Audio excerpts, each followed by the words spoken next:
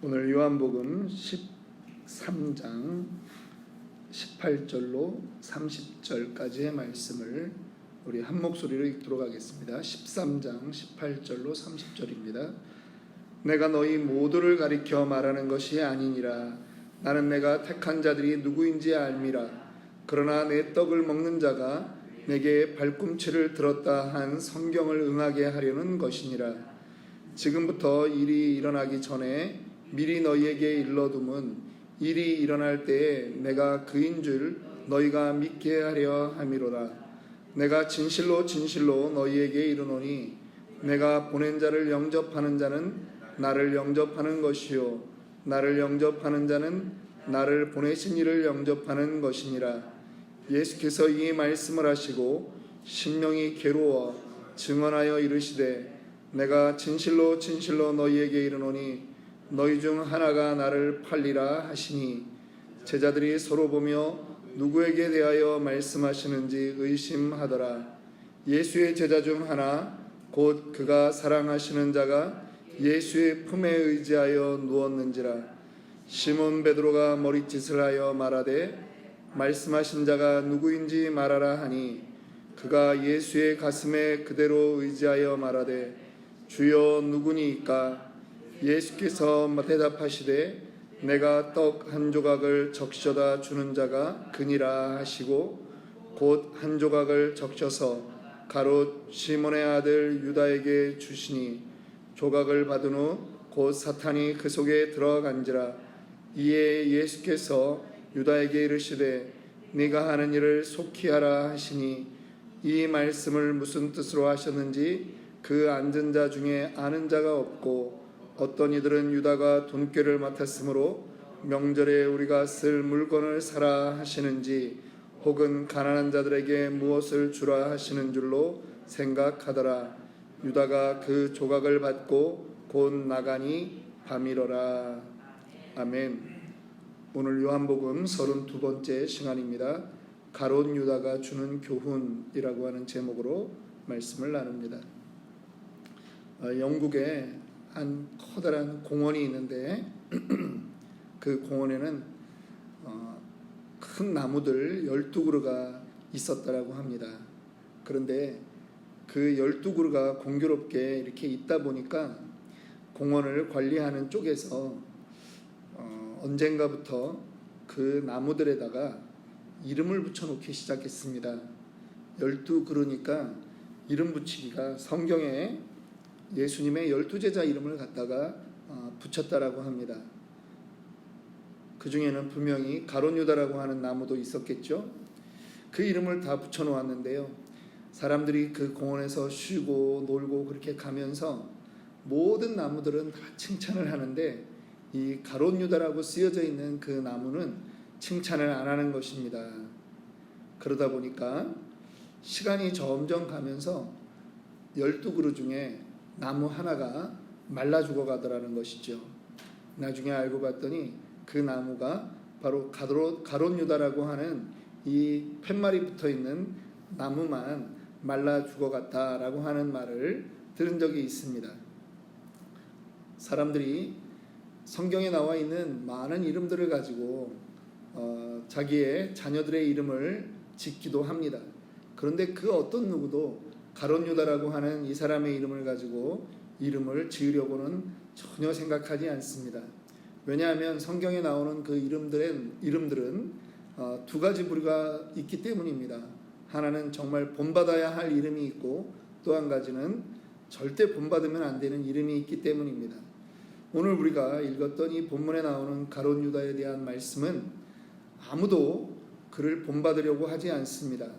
왜냐하면 가롯 유다는 돈꾀를 맡은 사람이었습니다. 거기까지는 문제가 없었는데 그는 자신의 욕심 때문에 혹은 자신의 생각 때문에 그의 스승인 예수님을 제사장들에게 넘긴 그런 배신자가 되었기 때문입니다. 우리는 아무도 그를 닮고 싶어 하지 않습니다. 그래서 그의 이름을 자녀들에게 지어주거나 자기의 어떤 영어 이름에 넣지 않는 것은 분명합니다. 그런데 닮고 싶지 않은데 때로는 시간이 가면 갈수록 우리에게도 그러한 모습이 나타나고 있지는 않은지 오늘 말씀을 통해서 한번 살펴보기를 원하는 것입니다.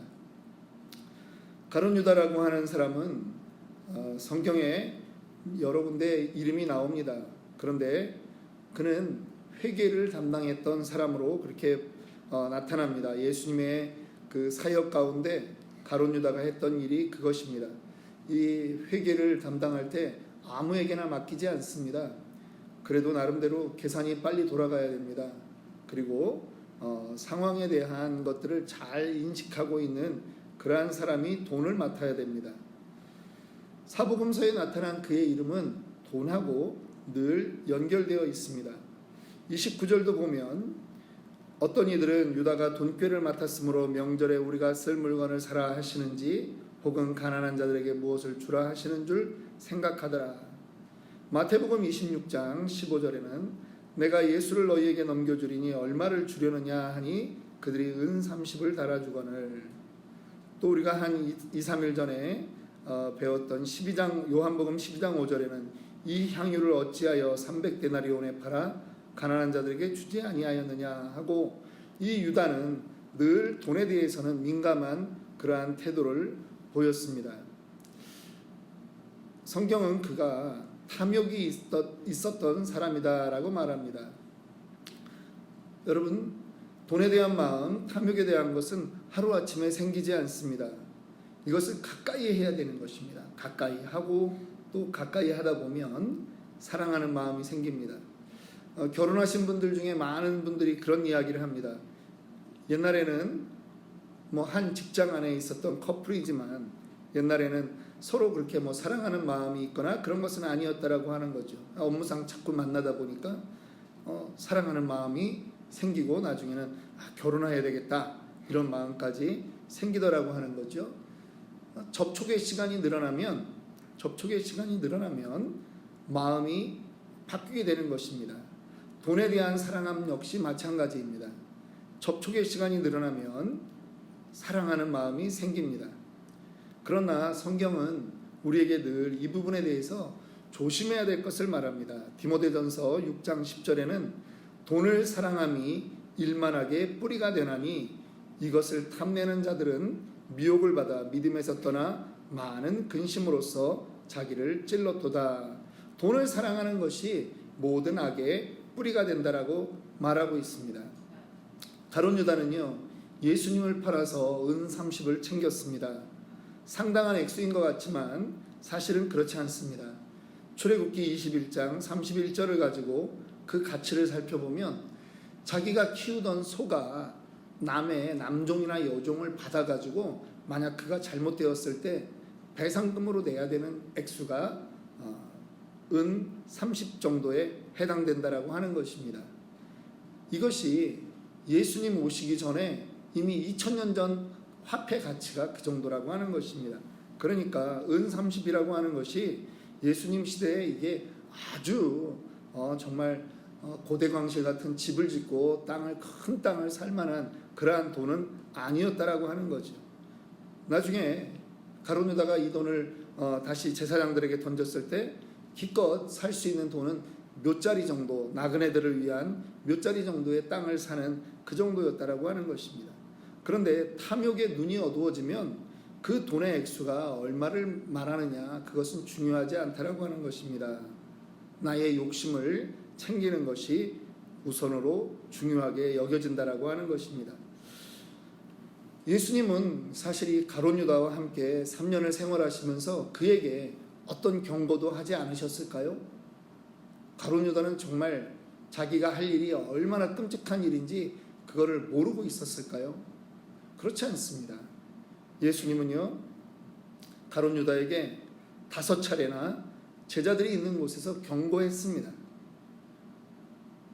오늘 이 13장 본문 10절 11절에도 너희가, 예수님이 세족식을 시켜주고 너희가 깨끗하나 다는 아니니라 하시니 이는 자기를 팔 자가 누구인지 아십니다. 예수님이 이미 말씀하십니다. 18절에도 말씀하십니다. 내가 너희 모두를 가리켜 말하는 것이 아니니라.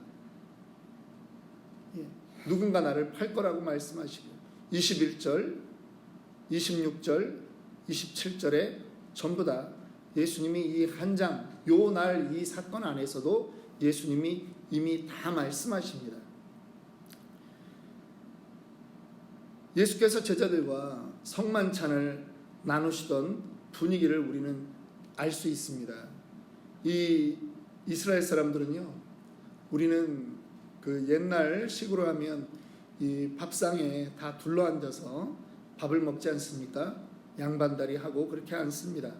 그런데 이스라엘 사람들은 몸을 비스듬히 누워서 그렇게 식사를 합니다. 뭐 우리하고는 좀 다른 그러한 스타일입니다. 그런데 예수님이 말씀하시는 것입니다. 마음이 너무 괴로워서 예수님이 말씀을 하십니다. 너희 중에 하나가 나를 팔리라, 이렇게 말씀을 하셨더니 이 예수님 옆자리에 누가 있었냐 하면 요한이 있었던 겁니다. 오늘 이 성경을 쓴 사도 요한이 있었습니다. 사도 요한은요, 그러니까 같이 누워서 이렇게 있으니까 예수님 바로 옆에 이렇게 있으니까 나중에는 이제 어떻게 말합니까? 예수님의 가슴에 누운 자, 이렇게 표현하기도 합니다. 그런데 아니 누구냐, 이게 궁금한 거죠. 그 베드로가 조금 떨어져 있었나 봅니다. 그러니까 베드로가 눈짓으로 하는 것입니다. 야, 누군지 좀 물어봐라. 누가 도대체 예수님을 판다 그러냐? 그렇게 하니까 예수님의 정말 숨소리조차 들을 만큼 그렇게 가까이 있는 제자가 이 요한이 물어봅니다. 그가 누굽니까? 그랬더니 예수님이 내가 이 떡 하나를 아마 뿔에 이렇게 적셔서 주나 봐요. 떡 하나를 적셔서 주는 자가 그다, 이렇게 말씀을 합니다. 그리고 나서 예수님이 가룟 유다에게 떡을 이렇게 꿀에 적셔서 주는 것입니다. 그러니까 가룟 유다도 예수님하고 멀리 있지 않은 것입니다. 그 옆에 있었던 거죠. 뭐 12명이 이렇게 빙 둘러서 이렇게 있었다 할지라도 지금 가룟 유다의 위치는 아주 예수님하고 가까웠던 것입니다. 예수님이 괴로워했던 그 마음을 가룟 유다가 압니다. 예수님이 괴로워서 정말 신음소리가 날 정도의 그 고통이 있었던 것을 가룟 유다가 들었습니다. 그런데 그가 마음을 돌이키지 않는 것입니다. 마지막에는 예수님이 사인을 그렇게 주는데도 그가 그 떡을 받아 먹고 네 할 일을 해라 라고 하니까 밖으로 나가더라는 거죠. 그에게는 마음에 이미 사탄이 들어왔고 예수를 팔아야 되겠다라고 하는 생각이 있었던 것입니다. 그가 이제 예수님을 은30에 팔았던 이 부분에 대해서 성경은 사실은 그가 돈에 대한 욕심이 있었다라고 말하는데, 또 다른 사람들은 이제 성경학자들 가운데는 그가 그러면 돈을 챙기고 갔어야지, 나중에 예수님이 십자가에 달릴 때 그가 그 돈을 제사장들에게 던지고 그가 자살했던 그러한 모습을 보면서 그의 궁극적인 목적은 돈이 아니었구나 라고 말하는 그러한 견해도 있습니다. 오히려 그 당시에 로마만 이 예수 그리스도의 이 복음 전파에 대한 것을 인정해 주면 예수님이 더 드러날 수 있지 않겠는가라고 하는 그러한 생각으로 가룟 유다가 예수님을 법정에 세우기 위해서 자신의 생각대로 그렇게 팔았다라고 하는 견해도 있습니다. 그러나 성경은 분명히 말하는 것입니다. 가룟 유다가 분명히 예수를 팔았다라고 하는 것이죠. 어떠한 의미에서건. 그런데 예수님이 분명히 말씀하고자 하는 것이 있습니다. 그것을 파는 것이 옳지 않다라고 하는 것이죠. 스승을 배신하는 것이 옳지 않고 지금 그 자체도 너의 생각이라고 하는 거죠. 그것이 옳지 않다라고 하는 것입니다. 그래서 경고를 하는 것입니다. 그리고 그러한 마음을 갖게 된다라고 하는 것 자체가 사탄의 꼬임에 넘어갔다라고 하는 것이죠. 아담과 하와가 있었습니다. 어느 날 이 사탄이 옵니다. 뱀의 모습으로 오지요. 그리고 말합니다. 동산나무의 모든 실과를 먹지 말라고 하더냐? 하나님이 너에게 자유를 주지 않았지? 이렇게 말하는 것입니다. 그랬더니 하와가 사실대로 얘기합니다. 아, 그러지는 않다.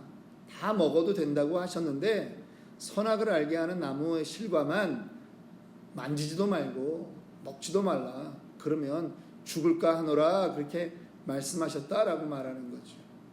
이 뱀이 그 사이를 들어오는 거예요. 야, 너희들은 자유로워야 되는데 하나님이 동산나무의 모든 실과는 먹지 말라고 했지? 이랬더니 이 사탄도 알거든요. 선악과만 먹지 말라고 했던 거를 압니다. 그랬더니 사람이 얘기하면서 살짝 바꾸게 되는 것이죠. 그러니까 이제 사탄이 그 사이를 공략하는 것입니다. 야, 왜 먹지 말라고 했는지 아냐? 너희에게 자유를 주지 않으려고 그런 거야. 그 과일을 먹으면 너희도 하나님처럼 똑같이 되기 때문이야. 그렇게 마음에 생각을 심어주는 거죠. 그 말을 듣고 나서 선악과를 보니까 하와의 마음이 어떻습니까? 먹음직도 하고 보함직도 하다라고 하는 것이죠. 우리에게 생각의 문제가 너무나 중요하다라고 하는 것입니다. 가룟 유다가 어떠한 경우에서건 예수님을 팔 생각을 했습니다. 우리는 그런 생각이 들어왔으면 머리를 절레절레 흔들고 안 해야죠. 또 경고를 받았는데 안 하는 게 맞습니다. 그런데 그가 그 생각을 붙잡은 것입니다. 그 잠언서에 말씀하는 게 있지 않습니까? 그 생각이 어떠하면 그 위인도 어떠함이라. 여기서는 그 위인이라고 하는 그 사람 됨됨이가 어떠하다라고 하는 것입니다. 생각이 중요하다라고 하는 것이죠. 자기가 그 생각을 붙들고 가는 거니까. 여러분, 우리도 길을 가다가요, 신호등을 보면 빨간불이 켜지면 멈춰야 됩니다. 사인이거든요. 조심해라. 이 길은 지금 요 타이밍에는 네가 가면 안 된다라고 하는 것입니다. 파란불이 딱 켜지면요, 안전하다 생각하고 갈 수 있는 것입니다. 개인이나 나라에게도 사인이 옵니다. 개인도 여러분 마음껏 돈을 쓰다 보면 어카운트에 무슨 사인이 옵니까? 통장 어카운트에 잔고가 떨어져 나가는 사인이 들어오죠. 낭비하면 안 됩니다. 규모 있게 살아야 됩니다. 우리의 습관은 어떻습니까? 1년을 살아오면서 여러분들 하나님이 보시기에 아름다운 습관들로 만들어져 가고 계십니까? 예전하고 비교해 보면 저도 나이가 이제 한 살 한 살 들어가면서 옛날에 하던 실수보다 올해 했던 실수는 더 적긴 적습니다. 그런데도 이런 것은 참 아직 나에게 습관이 안 됐구나라고 하는 것을 느낄 때가 있습니다. 그런 것들이 느껴질 때 경고등으로 생각하셔야 됩니다. 우리에게 하나님은 이런저런 방법으로 분명히 말씀하시거든요. 근데 가룟 유다에게 분명히 하나님이 말씀하셨는데 그는 귀를 막았거나 아니면 대수롭지 않게 여겼을 것입니다. 그리고 자기의 생각이 옳다라고 판단하고 그렇게 예수를 팔러 나가는 것입니다. 성경은 유다가 떡 조각을 받고 나간 그때가 밤이었다라고 특별히 기록하고 있습니다. 우리가 요한복음의 그 기록 방법에 대해서 몇 가지 독특한 특징을 압니다. 시간을 요한은 자꾸 기록합니다. 유월절 어느 때, 수전절 때, 장막절 때, 뭐 이런 식의 그 기록을 하는데요. 몇 번은 밤이라고 하는 단어를 사용합니다. 니고데모가 예수님을 찾아왔을 때도 밤이라고 이야기합니다. 오늘 가룟 유다가 나갔을 때도 밤이라고 말합니다. 여기서 이 사도 요한이 밤이라고 할 때 그가 기록하는 목적이 있습니다. 그저 시간이 밤이기 때문에 밤이다 이게 아니라는 것입니다. 영적으로 깜깜한 시간이다. 멸망의 시간이다 라고 하는 것입니다. 잠언서 4장 19절은 말합니다. 악인의 길은 어둠 같아서 그가 걸려 넘어져도 그것이 무엇인지 깨닫지 못하느니라. 악인에게는요, 대낮을 다녀도 밤이라고 하는 것입니다. 어둠이라고 하는 것입니다. 우리에게 어떤 부분에 대해서 혹시 어둠의 부분이 있지 않습니까? 목회 생활을 오래 하지는 않았지만 성도들의 그 삶을 보면서 이 부분이 이 사람에게는, 이 성도에게는 약한 부분이구나 라고 하는 것이 보여질 때가 있습니다. 어떤 분에게는 헌금 생활이 약한 부분이 되기도 합니다. 또 어떤 분들에게는 봉사 생활이 약한 부분이 되기도 합니다. 또 어떤 분은 주일날 교회를 나오는데 그 2시 정각에 맞추는 그게 약한 부분이더라고요. 사모한다라고 말은 하는데 꼭 2시를 넘겨옵니다. 사모하는 사람을 만나고 약속에 애인을 만나러 갈 때도 10분 일찍 가는 게 예의인데 그게 1년 52주를 지난주까지 52주를 다 지냈는데 그게 잘 안 되더라고요. 약한 겁니다. 약한 거예요. 여러분, 혹시 우리 가운데 약한 부분은 어떤 것입니까? 잘못하면 그 약한 것 때문에요, 우리 신앙생활에 파산을 경험할 수 있다라고 하는 것입니다. 사탄은 늘 강한 것을 공격하지 않습니다. 약한 것을 공격합니다. 오늘 가룟 유다를 통해서 우리가 얻고자 하는 교훈은 바로 우리에게도 약한 것이 있다라고 하는 것입니다. 여러분들, 하나님에게는 얼마나 투자하고 계십니까? 하나님에게 우리의 투자하는 그 시간들을 살펴보아야 됩니다. 누가복음 12장 15절은 이렇게 말씀합니다. 그들에게 이르시되 삼가 모든 탐심을 물리치라. 사람의 생명이 그 소유에 넉넉한 데 있지 아니하니라. 우리가 무엇을 얻기 위해서 자꾸 탐심을 가지면 그것이 우리를 넘어뜨리게 할 수 있다라고 하는 것입니다. 대신 어디에서의 욕심을 내야 되느냐 하면 하나님과의 관계 속에 욕심을 내야 되는 것입니다. 하나님과의 관계 속에 공고하게 만드는, 굳건하게 만드는 이 부분에 욕심을 내야지 우리가 넘어지지 않는다라고 하는 것입니다. 오늘 이 가룟 유다를 통해서 저와 여러분들이 이러한 교훈을 깨닫는 이 아침이 되기를 원합니다.